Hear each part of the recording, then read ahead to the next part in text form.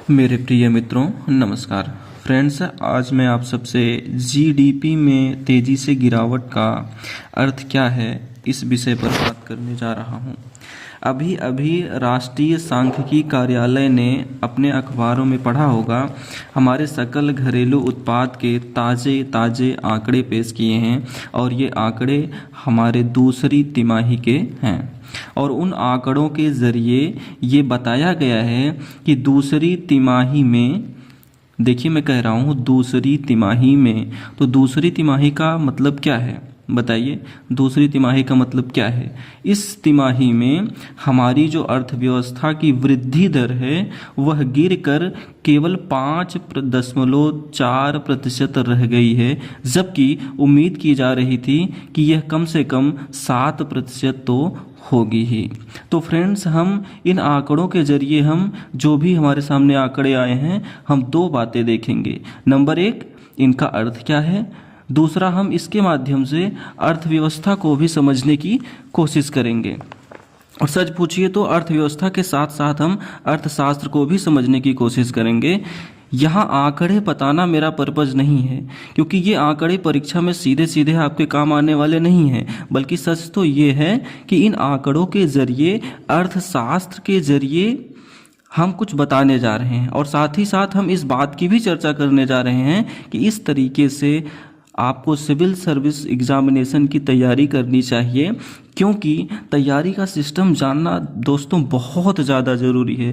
Please आप विश्वास कीजिए कि सामान्य किस्म की पढ़ाई नहीं है कि आप किताबें उठा लें और रटते रहें, 10-10 घंटे पढ़ें और बात बन जाए।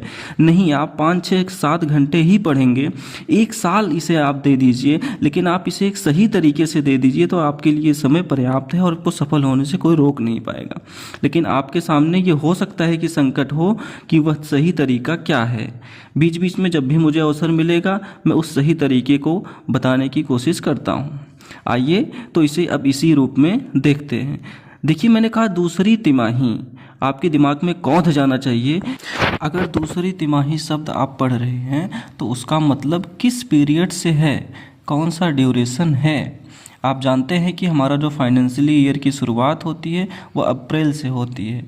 अप्रैल, मई, जून तिमाही, ये तीन पहली तिमाही हो गई। अप्रैल, मई, जून। जो दूसरी तिमाही हुई वो जुलाई, अगस्त, सितंबर, ये दूसरी तिमाही हो गई। फिर तीसरी तिमाही होगी, फिर चौथी तिमाही होगी।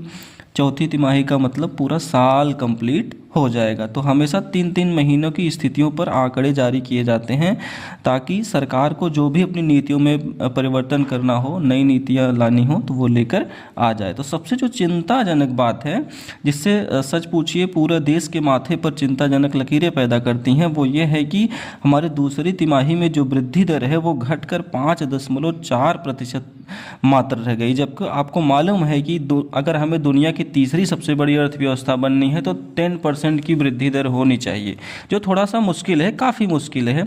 लेकिन 7% की वृद्धि दर कोई बहुत मुश्किल काम नहीं है, और बाकायदे ये सरकार भी उम्मीद कर रही है, और जो हमारा रिजर्व बैंक ऑफ इंडिया है वह भी इतनी उम्मीद कर रहा है।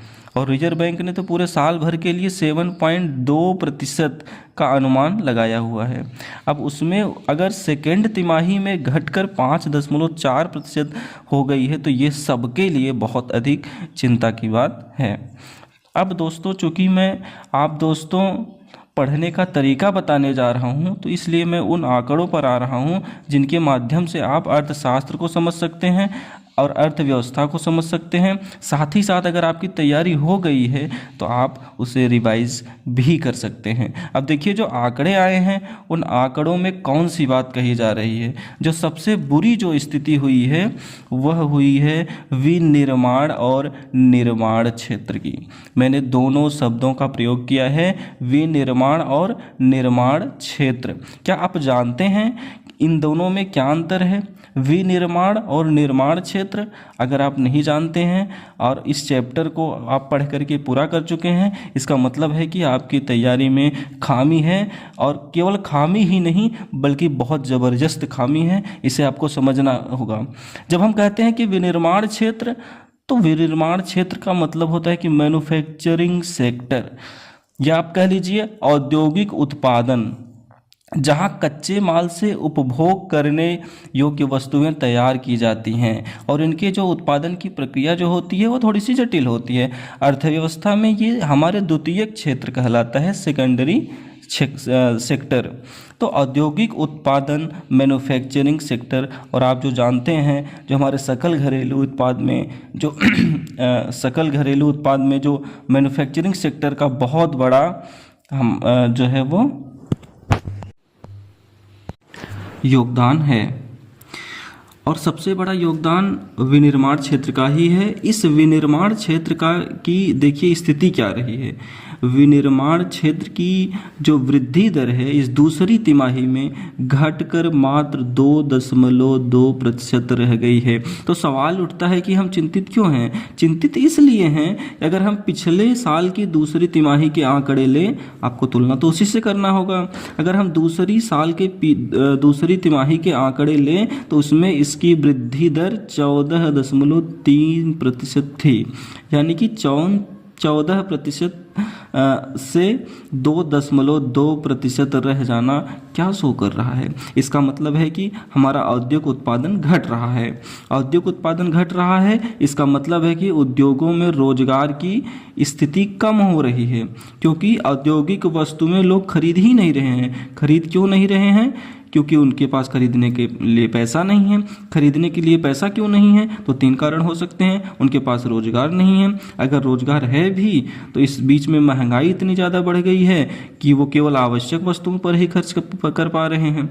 यदि महंगाई भी एक रीजन हो सकती है, कल्पना करके देखिए कि औद्योगिक उत्पादन की यह स्थिति रही तो आगे चल करके क्या होगा, सोचने की बात है। आप इसके आगे सोचिए। दूसरा है निर्माण क्षेत्र। निर्माण क्षेत्र किसे कहते हैं? निर्माण क्षेत्र का मतलब है कंस्ट्रक्शन का क्षेत्र।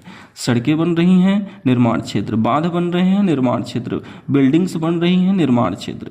ये निर्माण क्षेत्र है, कंस्ट्रक्शन का फील्ड है ये। इसमें भी हमारी बहुत बुरी स्थिति रही है। यह घटकर 7.7% पर पहुंच गई है, जबकि इससे पहले यह 13.6% थी।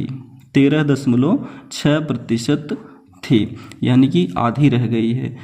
मालूम है कि निर्माण क्षेत्र से जुड़े हुए जो दूसरे उद्योग हैं उन पर भी इनका विपरीत प्रभाव पड़ेगा। जब आप मकान बनाते हैं तो आपको इस्पात की ज़रूरत पड़ती है, सीमेंट की ज़रूरत पड़ती है, साथ ही साथ मजदूरों की ज़रूरत होती है। अगर वहाँ वृद्धि दर घट रही है तो इसका मतलब है कि इनके उत्पादन पर भी कमी आ रही है। और क्या आप जानते हैं कि 8 प्रमुख बुनियादी उद्योग कौन कौन से हैं? मालूम है आपको? बुनियादी उद्योग, मैं उद्योग की बात नहीं कर रहा हूँ। अगर आपको ये बुनियादी उद्योग नहीं मालूम है तो यहाँ आपके तैयारी की ये बात कमजोरी की तरफ संकेत कर रही है। 8 बुनियादी उद्योग, प्राइमरी इंडस्ट्री, ये उद्योग हैं। ध्यान से सुनिएगा, क्योंकि इनमें भी गिरावट दर्ज हुई है, तभी तो आप सही तरीके से इसका विश्लेषण कर सकेंगे कि किस तरफ ले जाएगी ये आंकड़े हमारी अर्थव्यवस्था को। कोयला, कच्चा तेल, प्राकृतिक गैस, रिफाइनरी उत्पाद, उर्वरक, इस्पात, सीमेंट और बिजली, ये 8 हमारे बुनियादी उद्योग हैं। और इन बुनियादी उद्योगों में भी वृद्धि दर घटकर 3.1% रह गई है, जबकि पिछले साल यह 12.7% थी। आप सोच करके देखिए कि ये घट करके लगभग 25% रह गई है। 12.7% से घट करके 3% रह जाना। दोस्तों देखिए, मैंने थोड़े से अभी आपके सामने आंकड़े रखे हैं। इस विषय पर मैं और भी आपसे बात कर सकता हूं। इनके कारण क्या हैं, कैसे इनको सुधारा जा सकता है, इनका इम्पैक्ट टोटल अर्थव्यवस्था पर किस रूप में पड़ा है। क्योंकि देखिए, आप अखबारों में पढ़ते हैं कि बहुत ज़्यादा जीएसटी संग्रह हो रहा है, कोई बात नहीं, लेकिन इस बीच में 2-3 चीज़ें और बहुत चिंताजनक है।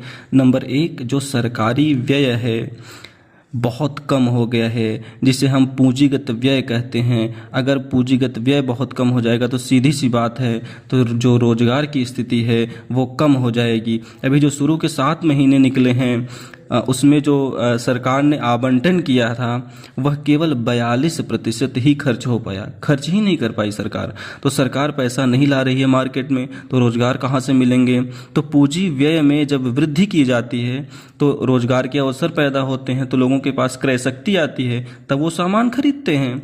इस तरीके से दूसरे बहुत आंकड़े हैं, लेकिन मैं उन्हें आपके सामने रख करके आपको आंकड़े के व्यावान जंगल में भटकाना नहीं चाहता हूँ। जो प्रमुख आंकड़े थे वो मैंने आपके सामने रख दिए हैं, और खासकर मेरा उद्देश्य आप सबको आंकड़ों की जानकारी देना नहीं था, बल्कि ये बताना था कि जब भी आप इस तरह की आप खबरें पढ़ें तो थोड़ा इत्मीनान के साथ पढ़ें, उनको डिकोड करने की कोशिश करें, समझने की कोशिश करें कि ये है क्या। ये केवल शब्द मात्र नहीं है कि आप पढ़ लें या रट लें और आप आगे निकल जाएं। तो दोस्तों, आज के इस विषय के बारे में बस इतना ही। बहुत बहुत